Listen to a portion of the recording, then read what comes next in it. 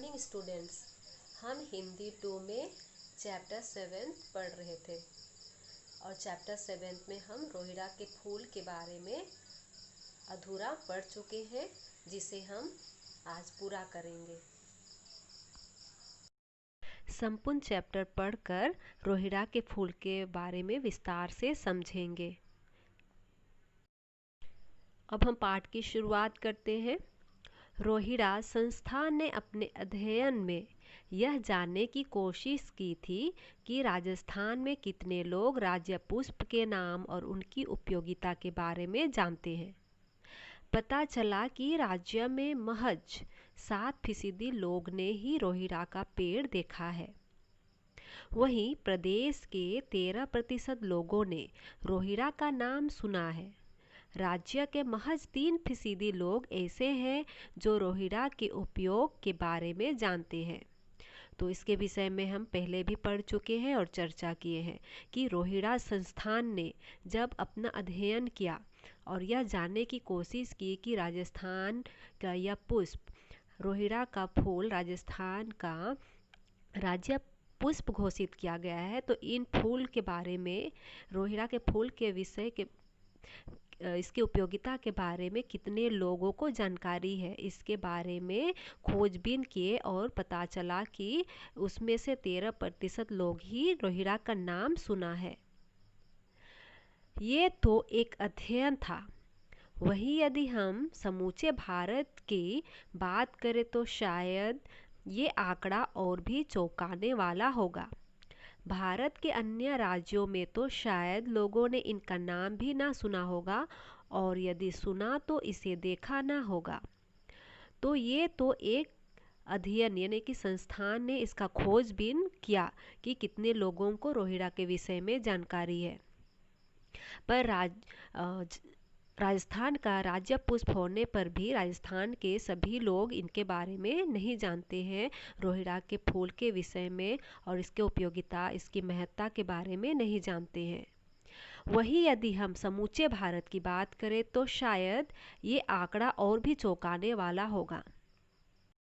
पूरे भारत के संपूर्ण राज्य के बारे में अगर हम चर्चा करें और रोहिड़ा के विषय में पूछे, रोहिड़ा के फूल के विषय में पूछेंगे, तो भारत के सभी राज्यों में इनके बारे में नाम भी नहीं सुना होगा, और यदि सुना तो इसे देखा ना होगा।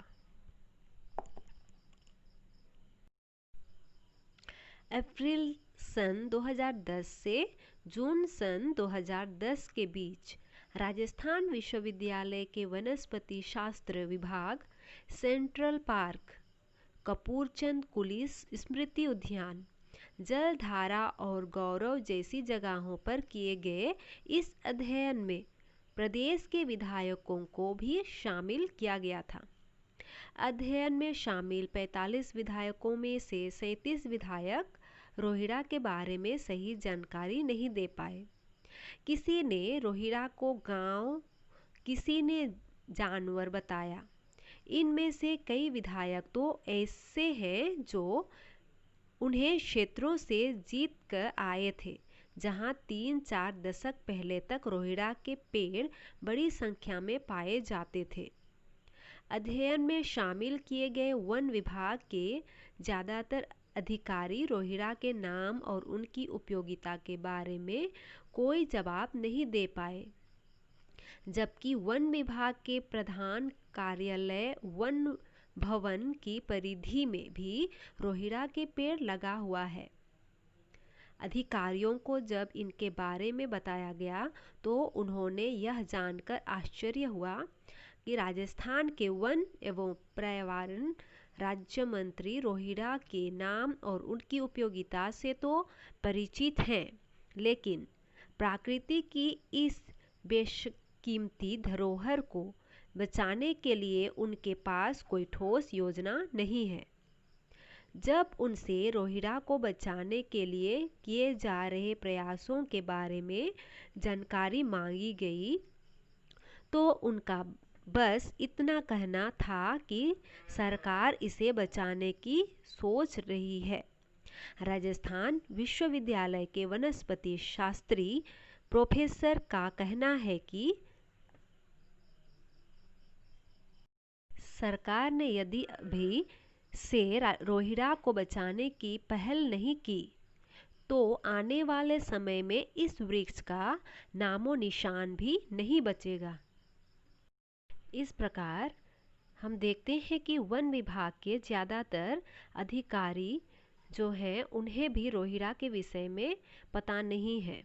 रोहिड़ा का नाम और उनकी उपयोगिता के बारे में वे जवाब नहीं दे पाए क्योंकि उन्हें भी रोहिड़ा के विषय में कुछ जानकारियाँ नहीं थी।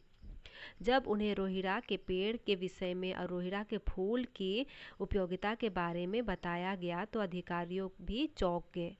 उन्हें यह सुनकर आश्चर्य हुआ कि राजस्थान के वन एवं पर्यावरण राज्य मंत्री रोहिड़ा के नाम और उनकी उपयोगिता से तो परिचित है, लेकिन प्रकृति की इस बेशकीमती धरोहर को बचाने के लिए उनके पास कोई ठोस योजना नहीं है।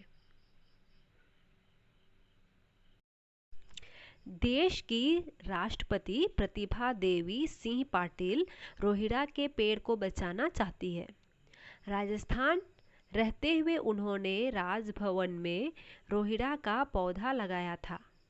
प्रतिभा देवी सिंह पाटिल ने अपने संदेश में यह कहा था कि सुंदर फूलों, दवाइयों और इमारती लकड़ी के लिए प्रसिद्ध रोहिड़ा पेड़ को बचाना सभी राजस्थान वासियों की अहम जिम्मेदारी है।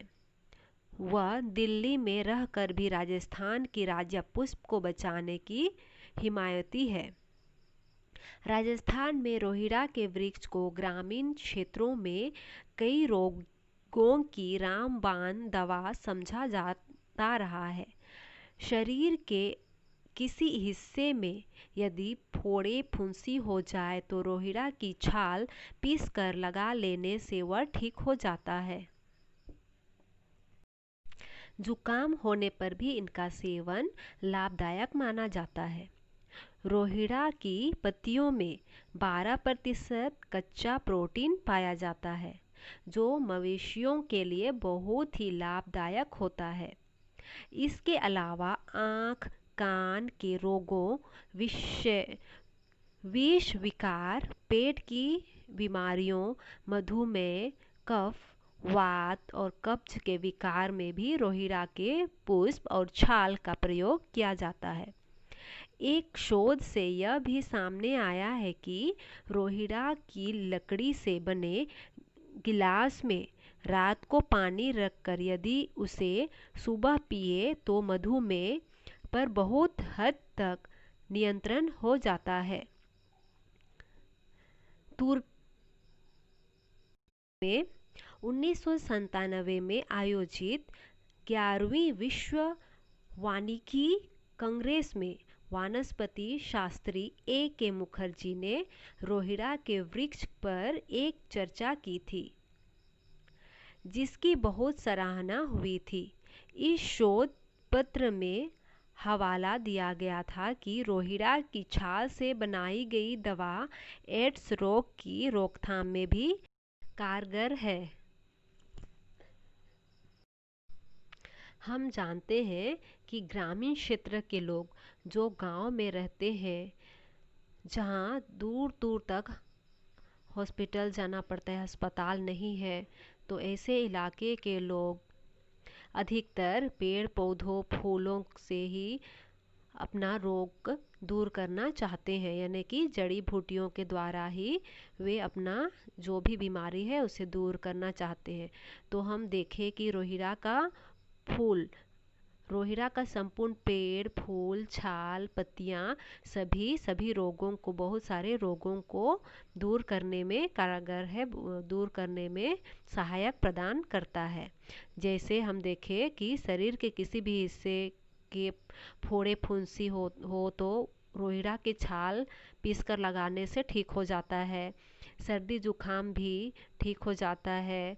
फिर आँखों कान के रोग भी ठीक हो जाते हैं। पेट की बीमारियां, मधुमेह अर्थात शुगर, कफ, वात और कब्ज जैसे बीमारी भी रोहिड़ा के पुष्प या छाल का प्रयोग करने से दूर हो जाता है। एक शोध से यह भी सामने आया है कि रोहिड़ा की लकड़ी से बने गिलास में रात को पानी रखकर यदि सुबह खाली पेट पिए तो मधुमेह यानी कि शुगर का रोग भी दूर हो जाता है। रोहिड़ा की लकड़ी कृषि उपकरण सहित घर के साजो सामान बनाने के काम भी आती है। मारवाड़ का प्रसिद्ध फर्नीचर रोहिड़ा की लकड़ी से बनाया जाता है। रोहिड़ा की लकड़ी यदि 100 साल तक पानी में रखी जाए तो भी वह खराब नहीं होती। यही कारण है कि रोहिड़ा के पेड़ से बना फर्नीचर विदेशों में भी निर्यात किया जाता है। रोहिड़ा संस्थान के सचिव का कहना है कि अंग्रेजों के समय राजपूताना जैसी रेगिस्तानी रियासत में रोहिड़ा सबसे खूबसूरत फूल माना जाता है। उस समय गुलाब और अन्य फूलों का ज़्यादा प्रचलन नहीं था, इसलिए स्वागत और सजावट के लिए रोहिड़ा के फूल ही उपयोग में लाए जाते थे। उस समय राजस्थान के आधे से ज़्यादा जिलों में रोहिड़ा के वृक्ष बहुतायत में पाए जाते थे। अंग्रेज राजस्थान के शेखावाटी व मारवाड़ी इलाकों से रोहिड़ा के फूल इंग्लैंड ले जाते थे। रोहिड़ा संस्थान के सचिव का कहना है कि राज्य सरकार को प्रदेश के सभी राष्ट्रीय व राज्य मार्गों पर रोहिड़ा के पेड़ लगाने चाहिए। सरकार द्वारा चलाए जा रहे महत्वाकांक्षी अभियान हरित राजस्थान में भी रोहिड़ा के पेड़ लगाए जाने चाहिए।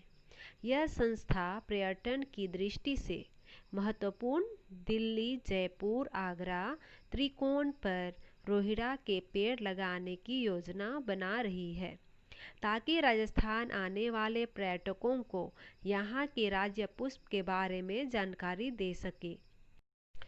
राजस्थान जैसे रेगिस्तानी प्रदेश में जहाँ प्राचीन काल से ही यह कहा जाता हो कि शीश कटाया रुख बचे तो भी सस्तो जान, यानी सिर काटने पर भी यदि पेड़ बच जाए तो इसे भी सस्ता मानना चाहिए।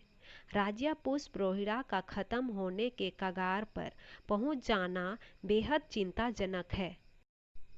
रोहिड़ा का समाप्त होना राजस्थान के लिए ही नहीं बल्कि संपूर्ण भारत के लिए चिंता का विषय है।